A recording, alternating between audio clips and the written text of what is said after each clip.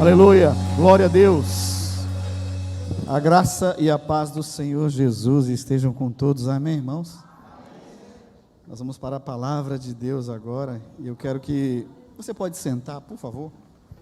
Eu quero que você abra a sua Bíblia. Eu quero ler com os irmãos, na vida do profeta Daniel, capítulo 7. Estarei ministrando com o tema Vivendo uma Vida com Maturidade. Você pode ler junto comigo? Vivendo uma Vida com Maturidade. Daniel capítulo 7, ele é extenso, ele tem 28 versículos. Eu vou ler 3 versículos no início, de 1 a 3, depois vou ler 3, de 26 a 28. Amém? Fica ligado na palavra, Deus vai falar com você, evite as conversas, não se disperse. Evite se levantar para ir ao banheiro agora. Prometo que não vou demorar 35, 40 minutos no máximo de mensagem. Daniel capítulo 7, versículos de 1 a 3. No primeiro ano de Belsazzar, rei da Babilônia, Daniel teve um sonho e certas visões passaram por sua mente. Estando ele deitado em sua cama, ele escreveu o seguinte resumo do seu sonho: em minha visão à noite, eu vi os 4 ventos do céu agitando o grande mar. 4 grandes animais, diferentes uns dos outros, subiram do mar. Os 4 grandes animais são 4 reinos que se levantarão na terra. Agora versículo 26, 27 e 28. Mas o tribunal o julgará e o seu poder lhe será tirado e totalmente destruído para sempre. Então, a soberania, o poder e a grandeza dos reinos que há debaixo de todo o céu serão entregues nas mãos dos santos, o povo do Altíssimo. O reino deles será um reino eterno, e todos os governantes o adorarão, eles obedecerão. Esse é o fim da visão. Eu, Daniel, fiquei aterrorizado por causa dos meus pensamentos, e meu rosto empalideceu, mas guardei essas coisas comigo. Palavra do Senhor, amém? Feche seus olhos, fale com Deus, peça para que Deus possa falar com você, para que Deus possa tocar no teu coração e que a palavra encontre lugar sobre a sua vida. Senhor, em nome de Jesus, nós queremos louvar o teu nome, queremos te agradecer, queremos, meu Deus, pedir que o Senhor fale aos nossos corações, Senhor. Fala com cada pessoa nessa noite e fala de forma especial, Senhor. Que cada um não saia da mesma forma que entrou, mas que alcance, meu Deus, graça e misericórdia, que a tua palavra seja como uma semente lançada, meu Deus, em nossos corações, que é o terreno fértil para germinar. Assim oramos e assim te agradecemos, em nome de Jesus, e todos digam amém. Digam amém. Amém. Oh, bonito agora. O mundo está mudando e mudando muito rápido. As coisas estão acontecendo numa velocidade muito grande. A gente, quando olha principalmente para a tecnologia, a gente vê que passa uma semana, passa um mês, sempre tem alguma coisa nova. E nós precisamos estar atentos a essas mudanças para alcançarmos e para seguirmos juntos, não ficarmos para trás. Me lembro quando criança, né? Há pouco tempo atrás, eu sou um menino ainda, pouco tempo atrás, uma criança, de lá para cá, o mundo mudou muito, foram muitas mudanças, e a gente vai paulatinamente acompanhando isso. Como criança, a gente pensa como criança, daqui a pouco a gente é adolescente, a gente entra numa fase de juventude, e vamos ganhando maturidade em uma fase mais avançada. Esse é o princípio, e é natural que a gente viva desse jeito, ou pelo menos que a gente se esforce para viver assim. E com o passar do tempo, muitas coisas acontecem. Com a passagem do tempo, nós sofremos alguns efeitos. Um dia desse eu acordei, olhei para o livro, as letras começaram a embaraçar, e eu disse, eu acho que eu ainda estou com a visão um pouco turva por causa do sono. Não, tive que ir para o médico, tive que fazer exame, já estou, se não me engano, no 3º óculos e já aumentou o grau. É claro que isso não é um grande problema, mas é um efeito do tempo, isso acontece. O mundo é assim, o mundo vai mudando, e as mudanças são aceleradas, e isso traz consigo muitos impactos, e a gente precisa saber lidar com isso, e não só saber lidar, mas aprender com essas mudanças. Nós precisamos amadurecer com elas.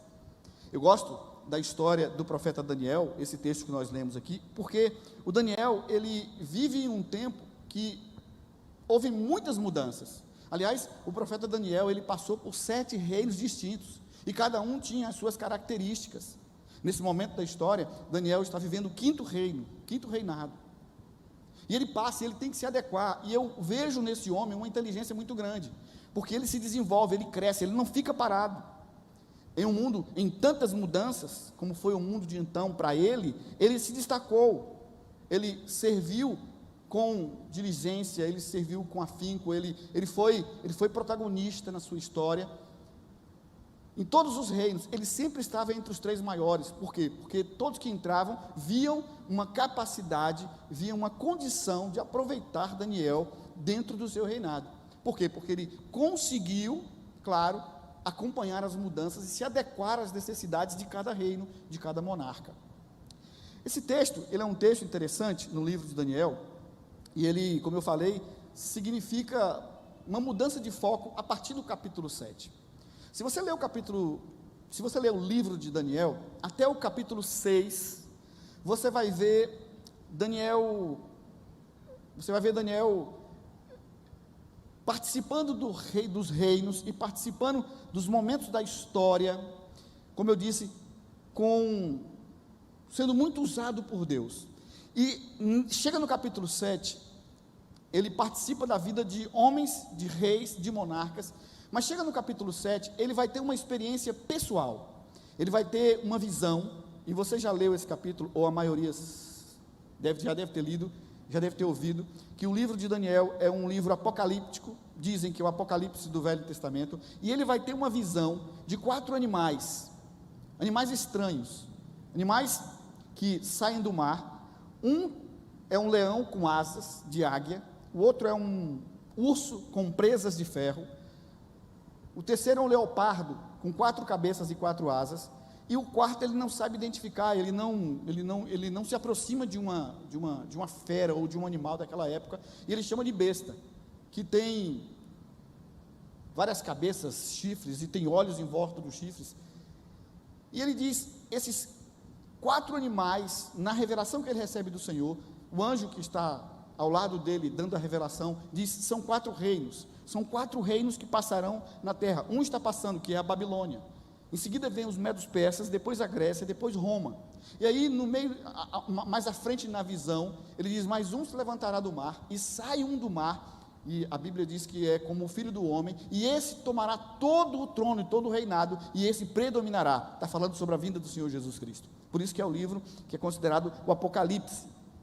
Só que esse sonho que Daniel tem, é basicamente a mesma revelação que Nabucodonosor teve. Se você voltar um pouco à Bíblia, no capítulo 3, se não me engano, Nabucodonosor, ele tem um sonho, ele sonha com uma estátua, que tem cabeça de ouro, o seu peitoril é de prata, o abdômen e as pernas são de bronze, e os pés de latão ou ferro e barro, representando também 4 reinos, mais ou menos como se Deus estivesse dizendo o seguinte, Daniel, eu revelei para você isso lá atrás, na vida de Nabucodonosor, e eu estou revelando para você a mesma coisa, ou seja, eu continuo sendo o mesmo, aquilo que eu disse no passado, eu continuo dizendo agora, eu mantenho firme a minha confissão, porque eu sou um Deus imutável, era mais ou menos o que Deus estava dizendo isso,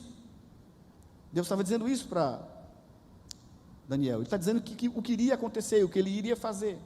O tempo passou, mas tudo vai acontecer do jeito que eu falei. Então, Deus estava confirmando essa profecia, que ele havia dado há quase 40 anos atrás, ao profeta Daniel, acerca do que iria acontecer, dos reinos que viriam, e das mudanças que aconteceriam.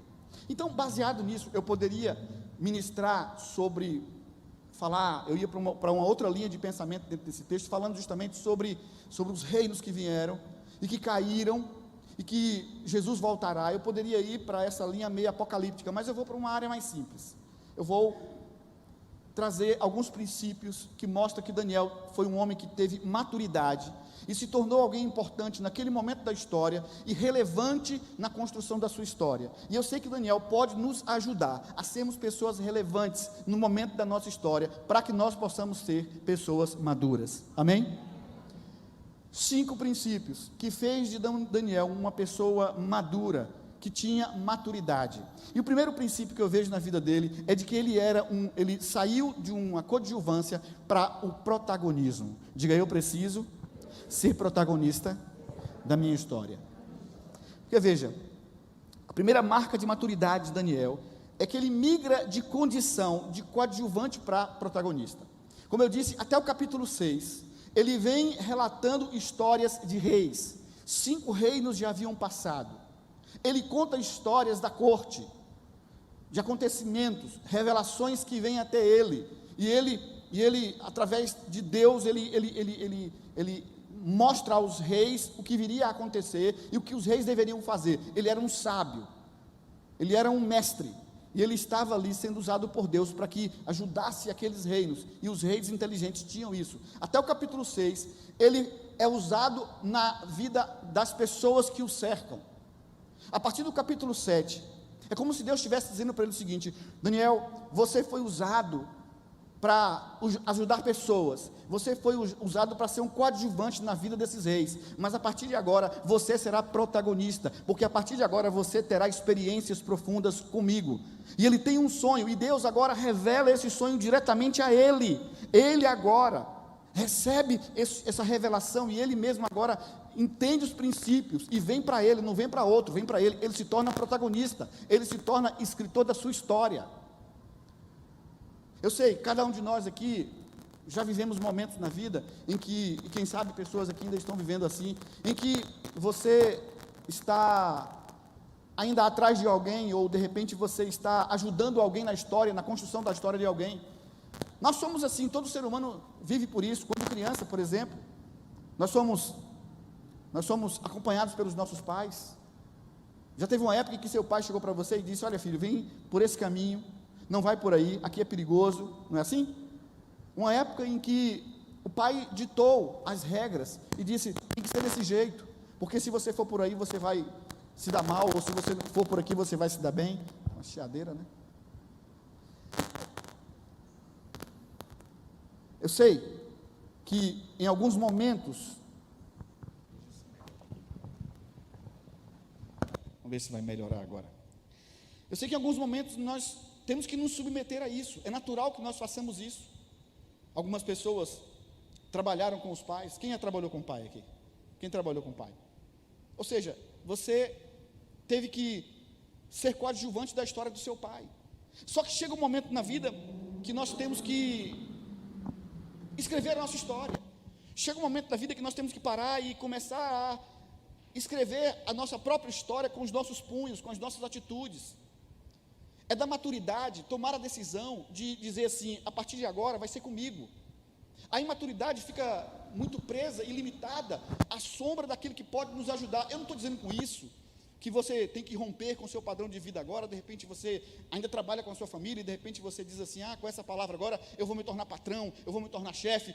Não estou querendo dizer com isso, porque talvez a sua história comece a partir do envolvimento com o da sua família, e vai terminar nesse princípio também, e você vai continuar sendo um protagonista da sua história. Mas eu estou dizendo que nós devemos escrever a nossa história a partir de nós mesmos, sem levar muito em conta que o outro já tem uma história. Então cada um de nós tem uma história para contar.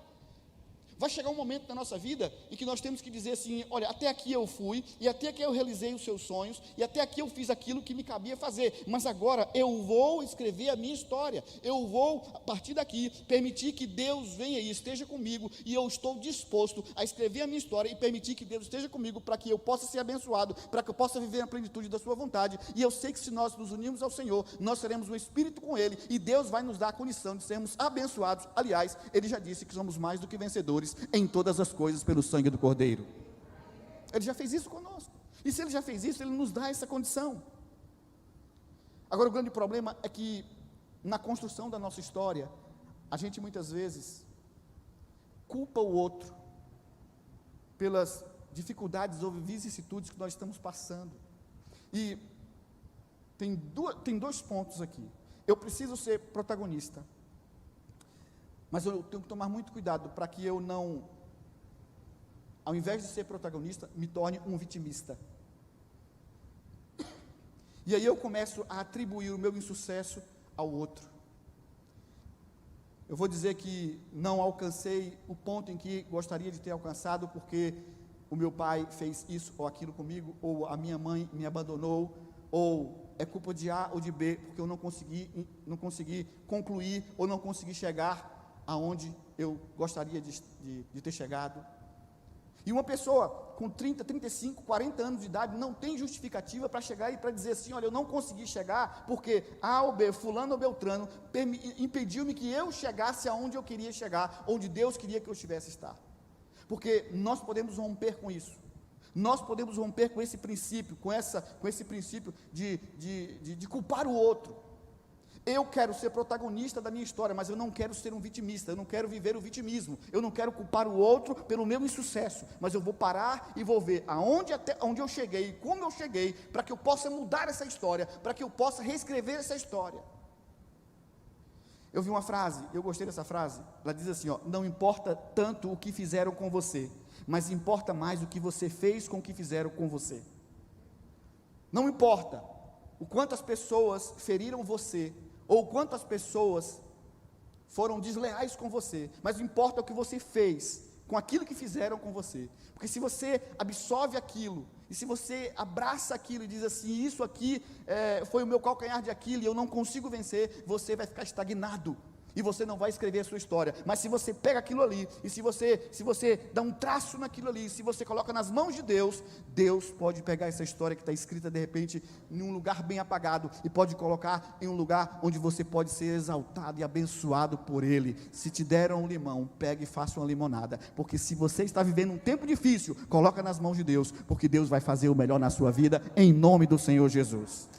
Tem uma fase nas nossas vidas, irmãos, tem uma fase em nossas vidas que nós nos encantamos com as histórias dos outros, nós nos encantamos com as histórias alheias. Tem uma fase que a gente é admirador dos grandes heróis da Bíblia, e a gente conta essas histórias, nada de errado quanto a isso, mas tem que ter uma fase em nossas vidas que nós temos que parar e começar a contar as nossas histórias, porque senão tem alguma coisa errada. Eu tenho que contar as minhas experiências com Deus, porque cada um de nós aqui tem que ter experiências com Deus. A partir do nosso relacionamento, da nossa intimidade com Deus, Ele vai gerar em nós acontecimentos, experiências, e que nós vamos ter o prazer de começar a contar e dizer, eu vivi isso. Isso é escrever a história, isso é ser protagonista, isso é viver uma vida com maturidade, e ser relevante no momento da nossa história, para os da nossa casa, aonde quer que a gente for. Então não justifica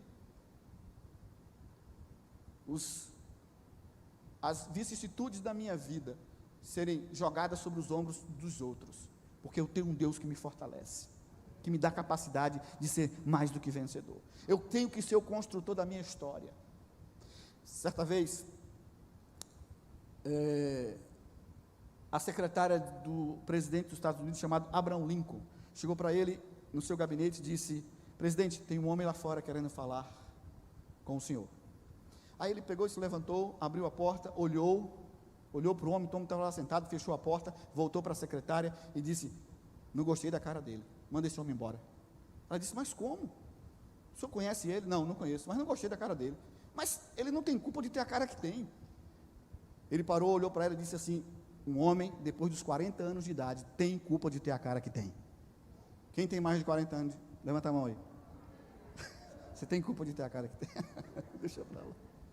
Deixa para lá. Ele não estava falando sobre a cara, ele não está falando sobre a pessoa, ele está falando sobre o semblante, ele está falando sobre o perfil. Está falando sobre o perfil da pessoa. Todos nós temos responsabilidades. O momento da história que eu estou vivendo, a responsabilidade é minha. Ah, pastor, o senhor não sabe o que foi que eu vivi, o senhor não sabe o que foi que aconteceu comigo, o que foi que fizeram comigo, o senhor não conhece a minha história. Eu não sei, eu não conheço, mas eu conheço Deus, e Deus conhece você, e Deus quer fazer de você um protagonista, Deus quer fazer de você um autor de uma nova história, de histórias lindas e maravilhosas, de coisas felizes e alegres. Deus quer fazer de você um servo, um amado, um filho. Deus quer te abençoar, então deixa que Deus escreva a tua história, e permita-se ser usado por Ele. E seja feliz, em nome de Jesus, amém? Vida com maturidade. Segundo, para ter uma vida com maturidade, eu preciso agir com sabedoria. Diga, Deus, me ajuda a ter sabedoria. Por que sabedoria? Porque quando Daniel foi exilado, qual era a tônica nesse momento da história do povo de Israel? Bom, você sabe a história, o povo de Israel viveu 400 anos como escravo no Egito. A Bíblia diz que Deus levantou Moisés, e com mão forte Moisés tirou o povo do Egito. O povo de Israel do Egito. O povo de Deus, quando saiu do Egito, eles viram milagres tremendos. Deus humilhou os maiores deuses dos egípcios. Deus tirou o povo. O povo peregrinou 40 anos no deserto, um lugar inóspito. Deus proveu alimento, roupa, água. Aquela geração foi desobediente e morreu, mas a segunda geração entrou na terra prometida. Um povo desprovido de técnicas de guerra e conquistou países fortíssimos com a mão potente e poderosa de Deus. Então, o povo estava acostumado a ver milagres, a ver prodígios, o cuidado e o aparato de Deus. E de repente, acontece algo terrível. O povo de Israel é invadido pelos babilônicos e é levado cativo. Eles são levados cativos, e é dentro desse contexto que Daniel é levado para lá também, juntamente com vários outros jovens inteligentes, e foram aproveitados pela corte dos reinos. Mas qual o grande problema com esse exílio do povo de Deus na Babilônia? É que houve um golpe terrível, e o golpe mortal foi a autoestima na vida daqueles que foram levados cativos. O povo de Israel começou a viver um grande ressentimento. Eles começaram a pensar assim: por que Deus permitiu isso? Nós estávamos na nossa terra, Deus estava fazendo um milagre, e Deus permitiu que esses pagãos viessem e nos escravizassem, tal qual nós fomos escravizados no Egito, 430 anos, e agora eles vão ficar mais 70, escravizados na Babilônia. E aí eles começam a agir com ressentimento, eles começam a agir com nostalgia. E você conhece, fizeram até uma música, né? Os Rios da Babilônia. Você conhece os Rios da Babilônia? Quem? Vou te levar, né? Para navegar. Quem sabe quem cantou essa música a primeira vez?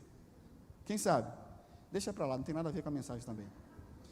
Mas foi baseado na Bíblia. O Salmo 137 diz assim: junto aos rios da Babilônia, nós nos sentamos e choramos com saudade de Sião. Ali, nos salgueiros, penduramos as nossas harpas. Esse povo estava nostálgico, com ressentimento, saudosismo. Sabe aquele negócio de, quando eu era criança e pequena, lá em Barbacena?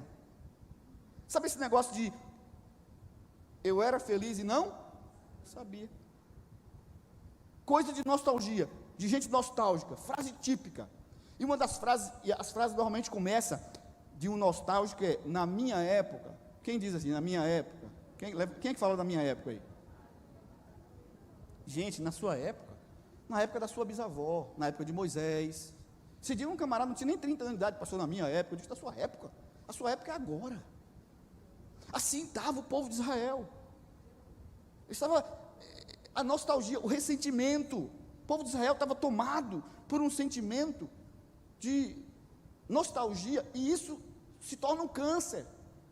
Porque a nostalgia não é saudade, a nostalgia é ressentimento, a nostalgia não é lembrar com carinho, a nostalgia pensa assim, eu daria tudo para estar lá de novo, a gente acha que a nostalgia nasce da saudade, mas na verdade, a gente quer minimizar o nosso sentimento, porque a nostalgia nasce da ingratidão.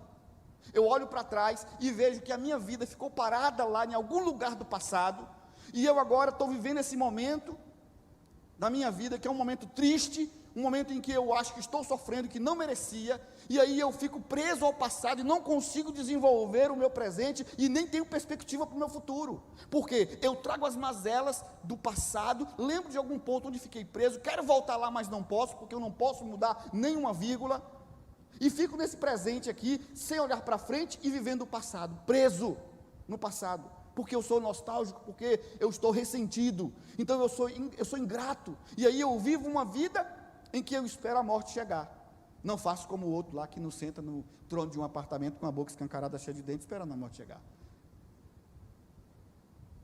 O Raul Seixas não faz isso, ele não é nostálgico, ele é maluco, beleza, mas nostálgico ele não é. Mas o povo de Israel está assim, o povo de Israel está vivendo isso. Eu era feliz e não sabia, por que Deus nos tirou de lá, por que Deus nos colocou aqui?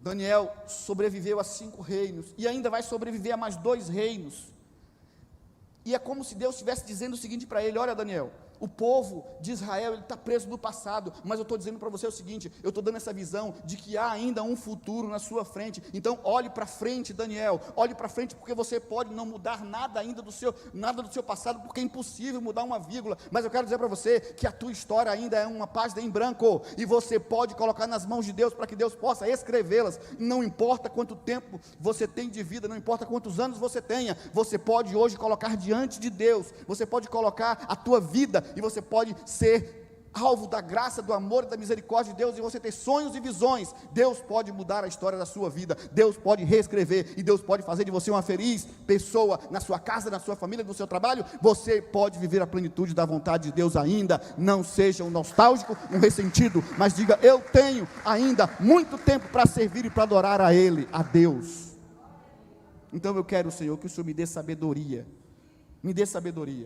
para poder lidar com as circunstâncias e com as situações.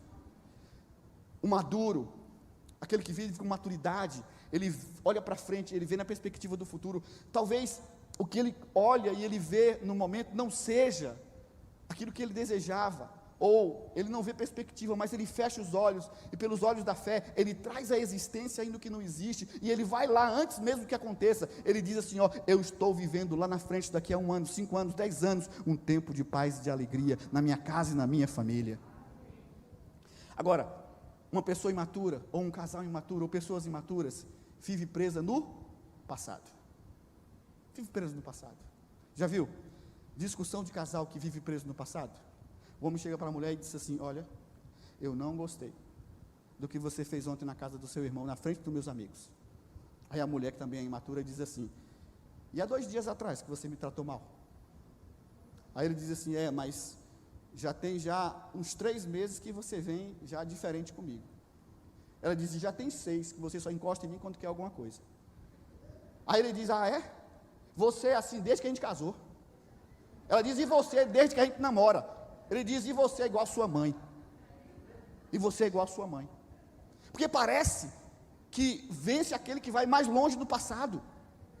Parece que aquele que vai mais longe na ferida, aquele que vai mais longe no passado, é que ganha a guerra, é que ganha a discussão. Agora, quando o casal é maduro, eles param, sentam e conversam. Espera aí, o que está acontecendo? Por que está acontecendo isso? Por que nós estamos nesse ponto? A gente tem que sentar, a gente tem que conversar, perdoar mutuamente e seguir em frente. Porque, irmãos, olha, eu sou pastor, eu sou contra radicalmente o divórcio. Mas eu sou casado há 30 anos com a pastora, essa linda mulher, faz assim com a mão.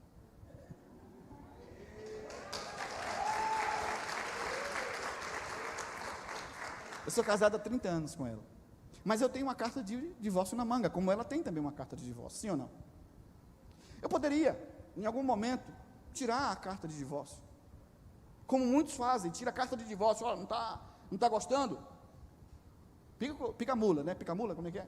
Pica a mula, deita o cabelo. Não ouvindo? Capa o gato. Mas enquanto eu não tiro, eu me esforço para que eu viva melhor com ela, e para que ela também tenha a oportunidade de viver melhor comigo. A gente tem que se esforçar mutuamente. E aí é onde entra a fé. Se eu creio e tenho fé, eu creio que Deus pode mudar a história das nossas vidas. Eu creio que Deus pode mudar a história de uma vida conjugal, sabe, angustiante, angustiada. Eu creio que Deus pode mudar a história de uma família. Eu creio que Deus pode mudar pessoas, se as pessoas quiserem e desejarem e permitirem que Deus, na pessoa do Espírito Santo, atue em suas almas, nos seus espíritos. Eu creio que Deus pode dar um tempo de paz e de alegria. Eu creio que Deus pode mudar a história. Eu creio que Deus pode nos abençoar. Eu creio que Deus pode fazer diferente de todas as coisas, porque o nosso Deus é um Deus que faz nova todas as coisas. Aleluia. Quem diz amém para essa palavra? Terceiro, como ser relevante ou viver uma vida com maturidade? Coragem. Diga: eu preciso ter coragem. Eu preciso viver uma vida com coragem. Nós precisamos viver uma vida com coragem.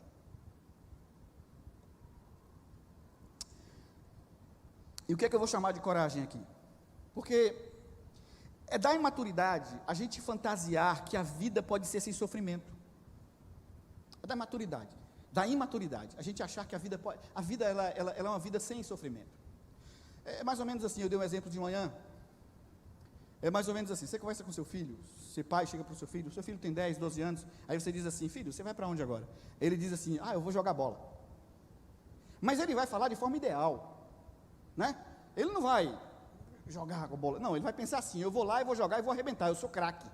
Tipo assim, jogador de time que disputa a Champions League, assim, Vasco, né? Nenê do Vasco, tipo de Nenê do Vasco, assim, que... O resultado do jogo aí já tem, não? Eu tenho uns camaradas aí acompanhando o resultado do jogo. Já terminou o jogo? Não quero nem saber quem ganhou. Não foi o Vasco que estava jogando? Mas ele vai dizer assim, não, eu vou ser craque. E não adianta você chegar a dizer para ele, explicar que a vida é só quem vive sofre, quem ama sofre, quem não ama sofre, quem se expõe sofre, quem faz coisa relevante sofre. Nós vivemos num mundo de sofrimento, de lutas e de adversidade. Os intempéries vêm contra as nossas vidas.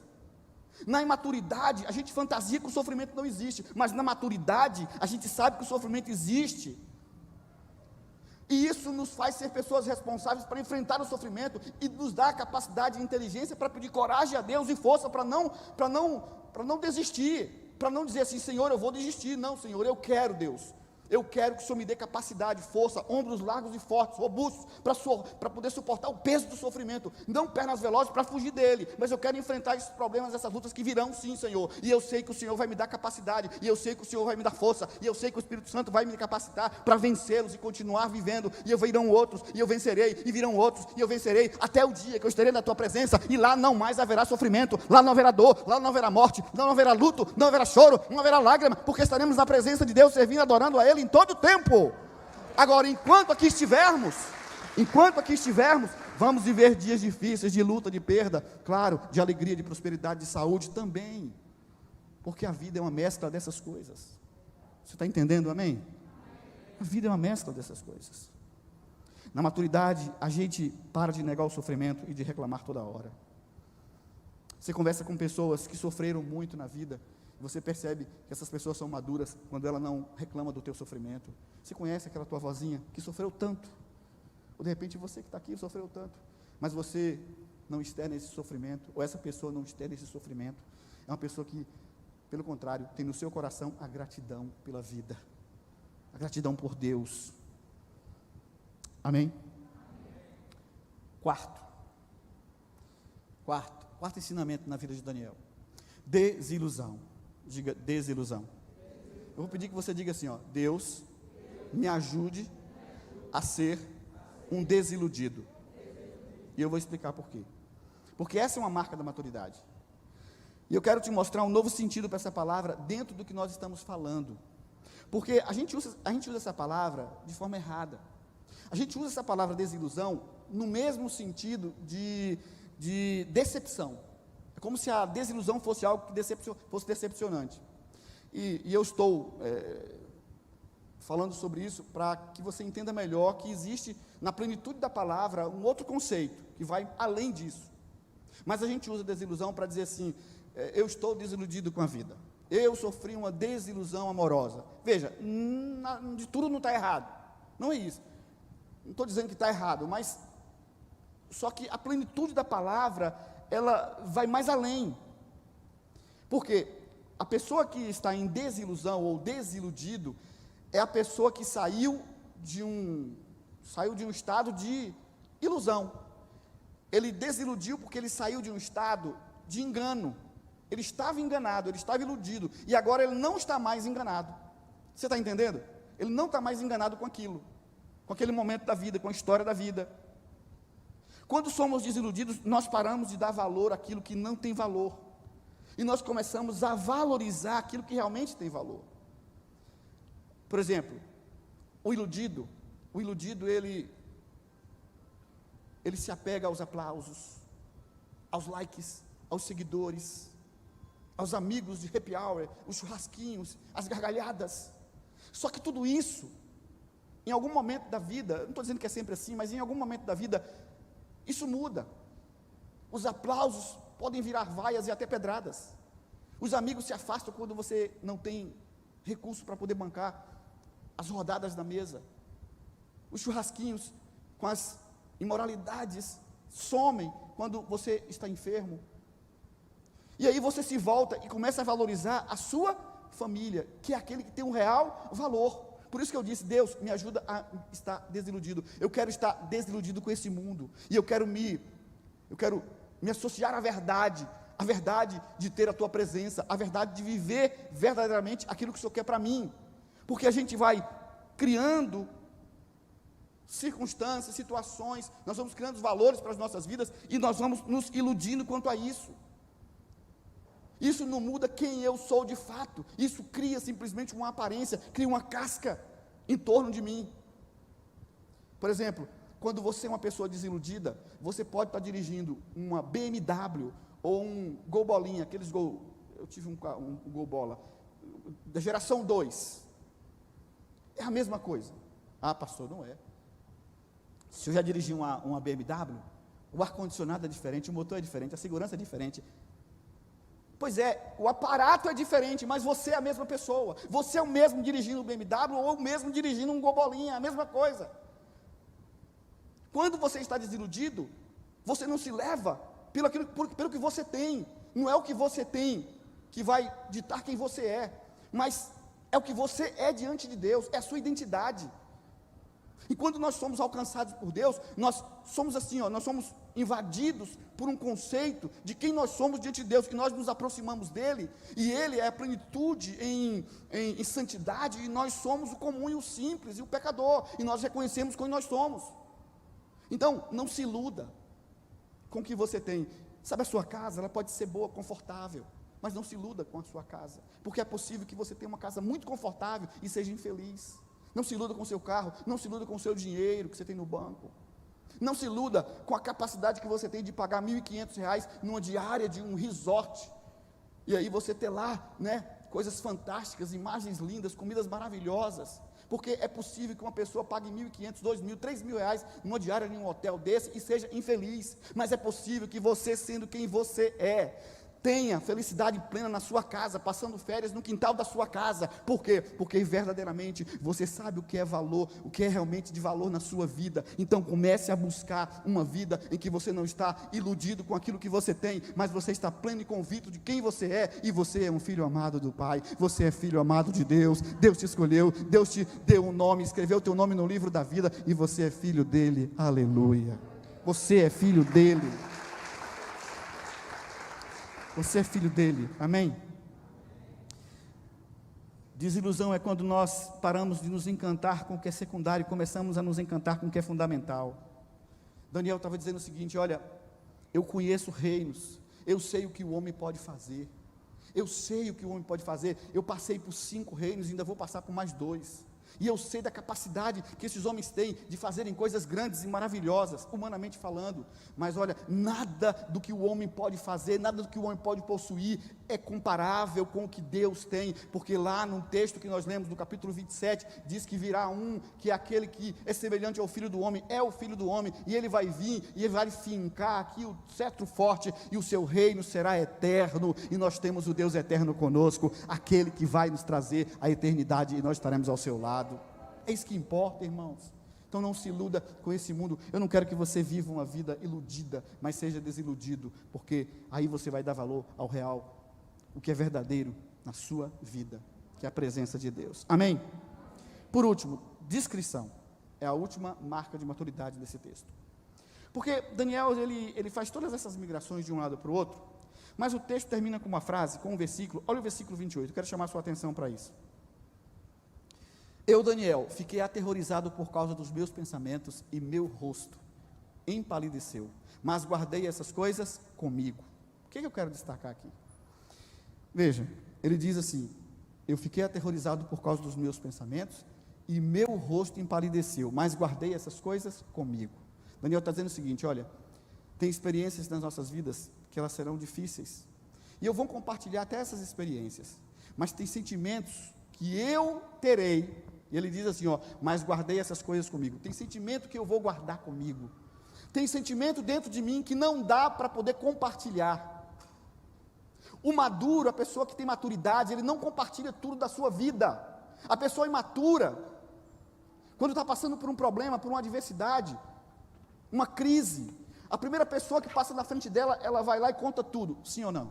Você já contou coisas para alguém, que lá na frente expôs você, e você disse assim, agora o meu problema triplicou, porque as pessoas não sabiam, fui falar para fulano, fulano espalhou tudo que eu disse para ela, não é assim? Por isso nós temos que ter uma vida de discrição.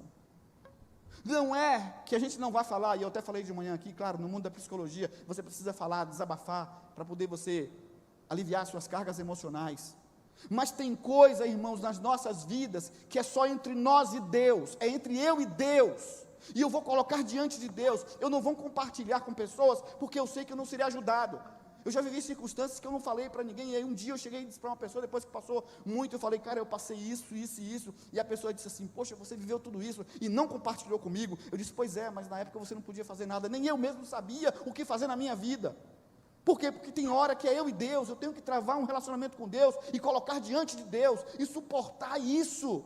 E é claro que com o tempo, Deus vai colocar pessoas em nossas vidas para caminhar com a gente. É claro que Deus vai dar o escape, claro que Deus vai mostrar o que você pode compartilhar, mas tem coisa que você tem que guardar com você, é da sua intimidade, é do seu relacionamento com Deus, é da maturidade, irmãos, nós vivemos dessa forma, esperarmos o tempo de Deus, e sofrermos, se formos o caso, nós vamos sofrer até o final, e a gente vai lutar, ainda que a gente perca a luta, mas nós vamos lutar na presença de Deus, e agir com discrição. Eu não vou abrir o meu coração assim para qualquer pessoa, e tem coisa que eu não vou abrir para ninguém, porque Deus sabe, eu tenho que colocar diante de Deus. Foi dentro desse contexto que Jesus disse assim, não lance pérolas aos porcos, e nem ofereça o que é sagrado aos cães, ou seja, não ofereça algo que é seu, que é santo, com alguém que não sabe lidar com essa circunstância. Não compartilhe aquilo que é íntimo e profundo na sua vida com qualquer pessoa, ou talvez com ninguém. Deixa que Deus trate com você, e se Deus for encaminhar uma pessoa, você vai saber, então que Deus nos dê capacidade e maturidade, para vivermos essa vida plena.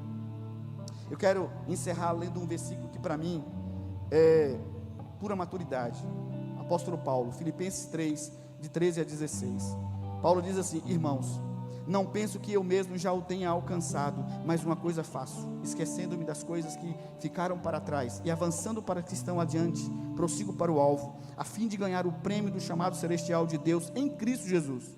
Todos nós que alcançamos a maturidade, devemos ver as coisas dessa forma, e se em algum aspecto você pensa de um modo diferente, isso também Deus esclarecerá. Então somente vivamos de acordo com o que já alcançamos, de acordo com aquilo que nós alcançamos. Que você viva hoje de acordo com a presença de Deus na sua vida. Descansa no caráter de um Deus que é poderoso, que pode dar a você maturidade para viver uma vida plena, mesmo a despeito das lutas, dos problemas, das dificuldades que você está vivendo. Mas confia nele, descansa nele, porque ele é fiel e justo para nos abençoar, e ele é poderoso para fazer infinitamente mais do que pedimos ou pensamos, conforme o poder que opera em nós, a saber, o Espírito Santo de Deus em nossos corações. Aleluia, aleluia. Louvado e engrandecido é o nome do Senhor.